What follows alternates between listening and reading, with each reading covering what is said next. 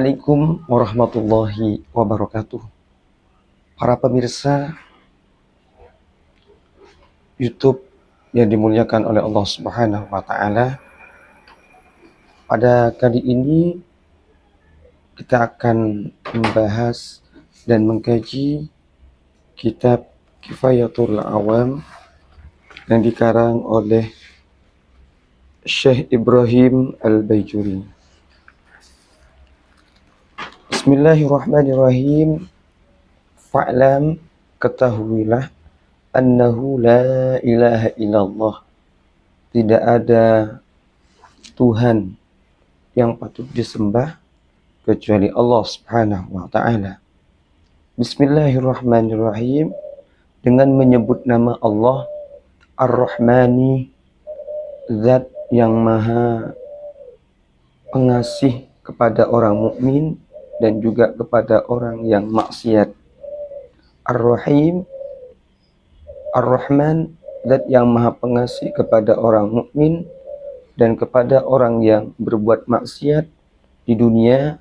Ar-Rahim, zat yang maha memberikan, zat yang maha pengasih kepada orang mukmin di akhirat saja. Alhamdulillahi Rabbil Alamin. Alhamdu, segala puji, lillahi, milik Allah. Segala puji adalah milik Allah Subhanahu wa ta'ala. Segala puji, semua puji-pujian itu milik Allah Subhanahu wa ta'ala. Ada puji-pujian itu, ada hamdul qadim alal hadis, pujian Allah kepada makhluknya. Allah memuji kepada makhluknya dalam Al-Quran, wa innaka la'ala khuluqin azim, sesungguhnya engkau Muhammad adalah benar-benar memiliki budi pekerti yang baik. Yang kedua ada hamdul hadis alal qadim, pujian makhluk kepada Allah Subhanahu wa ta'ala. Seperti kita berdoa memohon kepada Allah, kita memuji kepada Allah, ya Rahman, ya Rahim, ya Arhamar Rahimin, wahidat, ya Rahman, wahidat yang maha pengasih, ya Razzaq, wahidat yang maha memberikan rezeki. Ketika kita berdoa dan memohon kepada Allah, kita memuji kepada Allah Subhanahu wa ta'ala. Itu dikatakan hamdul hadis alal qadim. Ada hamdul hadis alal hadis, ada pujian makhluk kepada sesama makhluknya. Dan segala puji itu semuanya milik Allah. Ketika kita memuji kepada orang lain karena kecantikannya, hakikatnya itu milik Allah Subhanahu wa ta'ala. Karena kecantikan, karena kekayaan yang diberikan kepada makhluknya, itu adalah sebuah pemberian Allah Subhanahu wa ta'ala. Karenanya alhamdulillahirabbil alamin, segala puji milik Allah. Semua pujian itu adalah lillah, milik Allah Subhanahu wa ta'ala.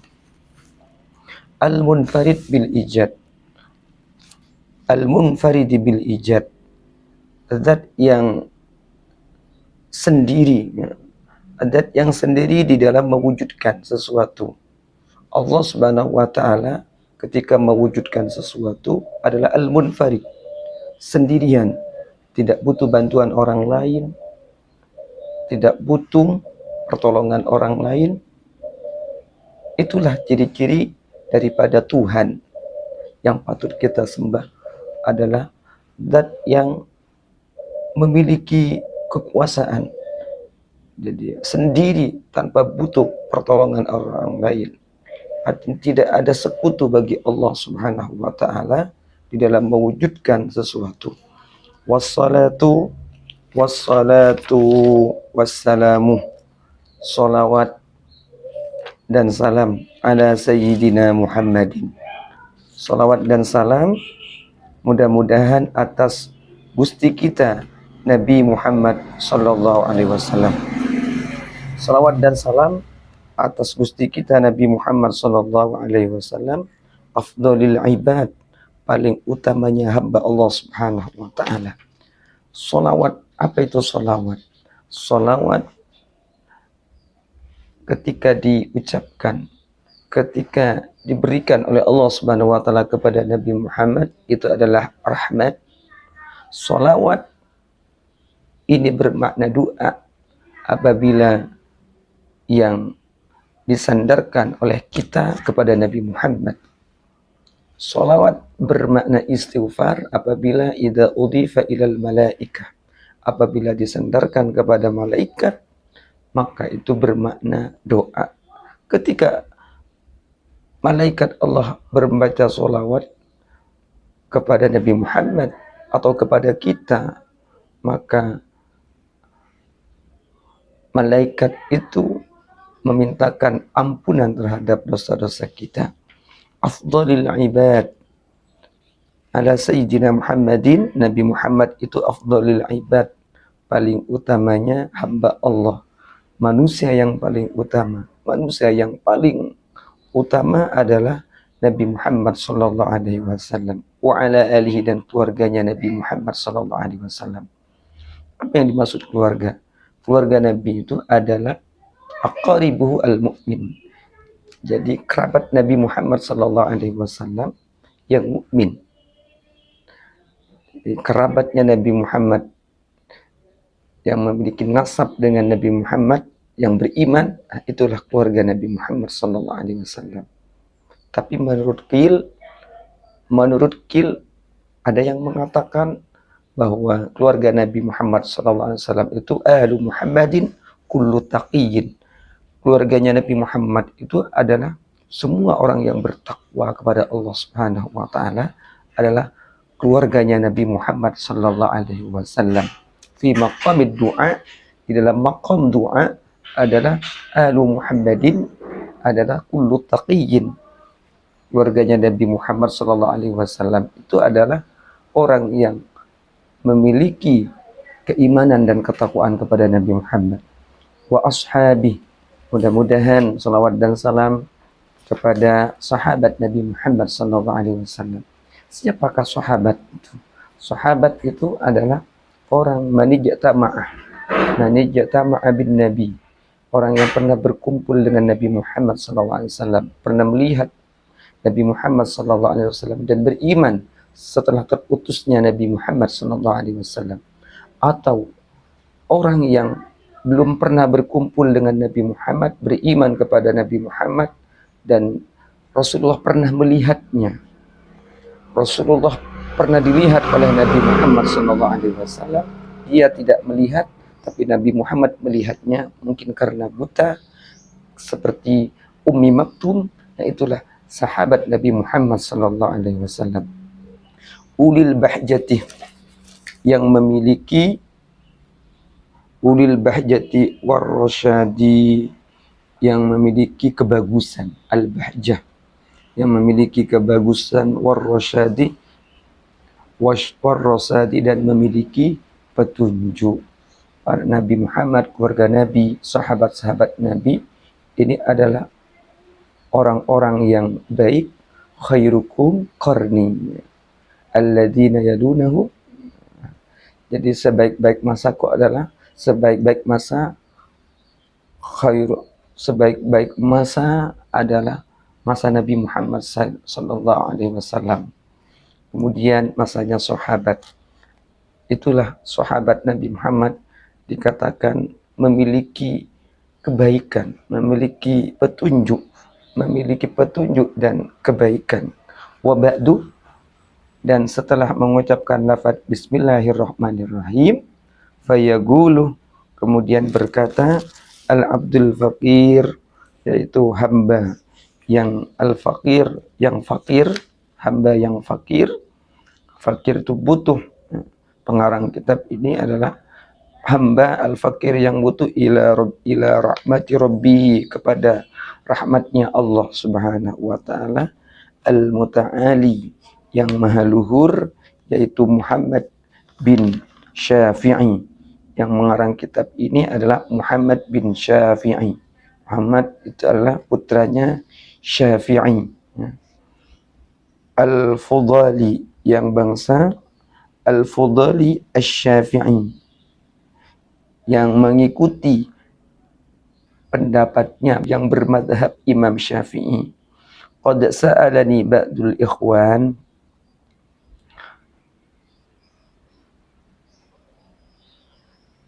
sebagian teman-temanku, katanya Muhammad bin Syafi'i ini meminta kepadaku, benar-benar meminta kepadaku, an u'allifah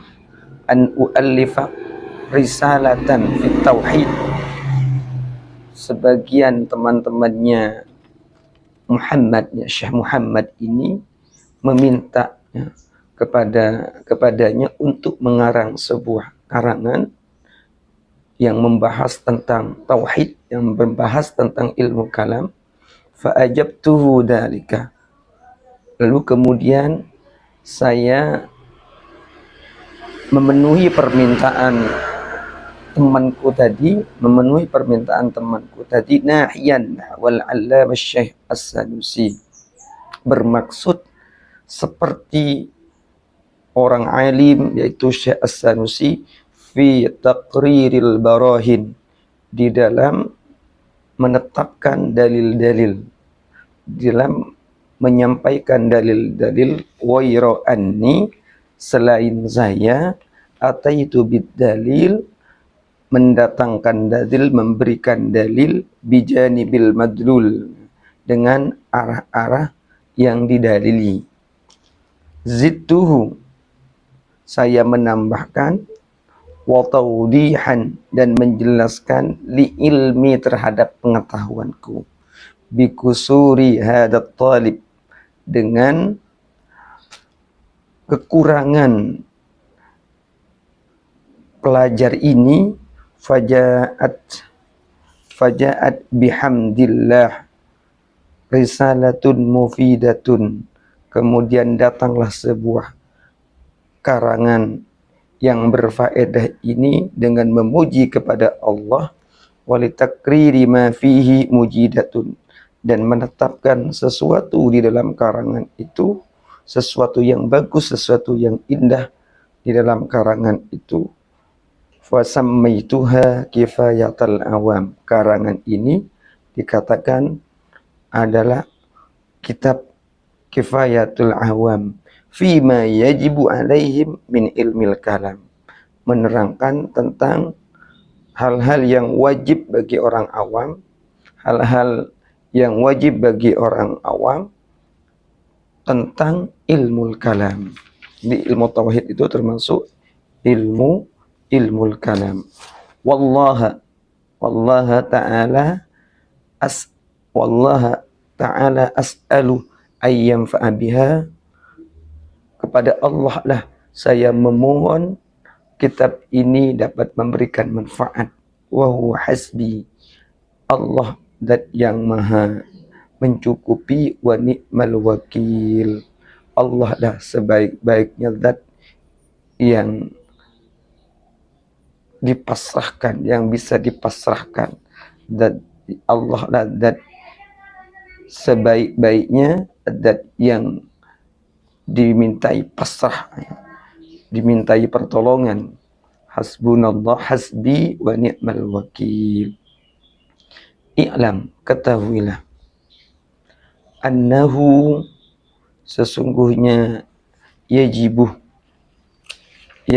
wajib, ala kulli muslimin, atas setiap orang muslim, ayya'rifa khamsina aqidatan, setiap orang muslim wajib mengetahui 50 aqidah. 50 aqidah. 50 aqidah itu diantaranya ada sifat wajib bagi Allah 20, sifat mustahil bagi Allah 20, sudah 40, dan sifat mustahil bagi Rasul 1, 41, 8 lagi, 4-nya sifat wajib bagi para Rasul, bagi Rasul, dan sifat mustahil bagi Rasul. Jadi 50 semuanya. Ini harus wajib orang muslim itu mengetahui aqidah, 50 aqidah. Wa kullu aqidatin yajibu ayya'rifa laha, dan tiap-tiap satu aqidah wajib diketahui, ayya'rifu laha, dalilan dalilan ijmaliyan, yajibu alaihi an ya'rifa laha dalilan ijmaliyan. Dan masing-masing satu akidah wajib mengetahui dalil secara ijmal. Wajib mengetahui secara ijmal. Jadi wajib mengetahui secara ijmal, mengetahui tentang rukun, mengetahui tentang sifat wajib bagi Allah 20, kemudian mengetahui sifat mustahil bagi Allah itu ada 20. Itu pengertian mengetahui secara ijmal, masih belum dirinci wujud, qidam, baqa. Mengetahui masing-masing itu namanya dalil ijmal. Tafsilian atau wajib mengetahui tentang dalil-dalil secara terperinci. Qala berkata ba'duhum, sebagian ulama, yushtaratu ay ya'rifad dalil at-tafsili. Menurut sebagian ulama kalam, disyaratkan mengetahui ya'rifad dalil at-tafsili. Menurut sebagian ulama wajib mengetahui dalil secara terperinci, wajib mengetahui dalil secara terperinci tentang dalil-dalil yang 50, aqaid yang 50, akidah yang 50, wajib mengetahui secara terperinci. Artinya wujud itu apa, artinya dalilnya apa. Jadi wajib secara detail. Lakin al-jumhur ala annahu yakfi dalil al-ijmali. Tapi menurut jumhur ulama bahwa cukup hanya mengetahui dalil secara global di kulli aqidatin min hadhil khamsina. Cukup menurut jumhur ulama mengetahui dalil secara global kepada masing-masing akidah daripada akidah yang 50. Wad dalil tafsili, adapun dalil yang tafsir secara tafsil, misaluhu contohnya, idza qila jika dikatakan, mad dalil ala wujudihi ta'ala, apa dalilnya keberadaan Allah subhanahu wa ta'ala? Ayyuqala hadhil makhluqatu, ayyuqala hadhihi al makhluqat. Apa dalilnya? Ini adalah contohnya. Apa contohnya? Contoh dalil secara terperinci tentang wujudnya Allah subhanahu wa ta'ala. Jika dikatakan bahwa makhluk ini adanya, dalil ini adalah termasuk makhluk.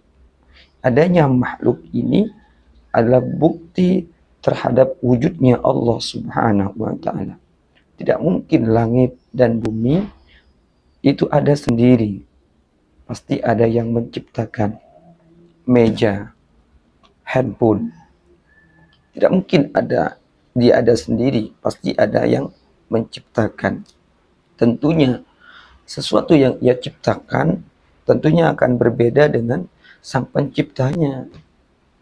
Jadi langit adalah ciptaan Allah subhanahu wa ta'ala, itu tidak sama dengan Allah subhanahu wa ta'ala. Jadi antara pencipta dengan yang menciptakan pasti berbeda. Walaupun kita ini manusia, sebagai manusia menciptakan boneka misalnya, atau menggambar sesuatu, menciptakan bentuk kita dengan menggunakan tanah liat misalnya, tentu yang diciptakan ini akan berbeda dengan kita. Makanya Allah itu tidak bisa diserupakan dengan makhluk. Kalau Allah diserupakan dengan makhluk, maka kufur, kafir. Teman-teman semuanya yang dimuliakan oleh Allah subhanahu wa ta'ala. Jadi kita ini tidak boleh membayangkan Allah itu seperti apa. Tidak boleh membayangkan. Karena akan berbahaya jika terlintas dalam hati kita itu membayangkan tentang bagaimana Allah. Tentang bagaimana kaifah, bagaimana Allah, seperti apa Allah. Jadi kita hanya cukup meyakini tentang wujudnya Allah subhanahu wa ta'ala. Apa bukti wujudnya Allah? adanya alam semesta ini, alam semuanya, langit dan bumi, ini adalah barang yang baru. Kenapa kok barang yang baru? Karena didahului oleh tidak ada. Alam yang baru ini adalah alam ini ya dikatakan baru, langit dikatakan baru. Kenapa? Karena yulhikuhul adam. Karena alam ini didahului oleh ketidakadaan, sehingga dikatakan baru. Kalau Allah itu qadim, dahulu. Karena apa? Karena tidak didahului oleh al-adam, keberadaan. Hanya dikatakan al-qadim, Allah qadim, Allah qidam, Allah dahulu. Terima kasih. Assalamualaikum warahmatullahi wabarakatuh.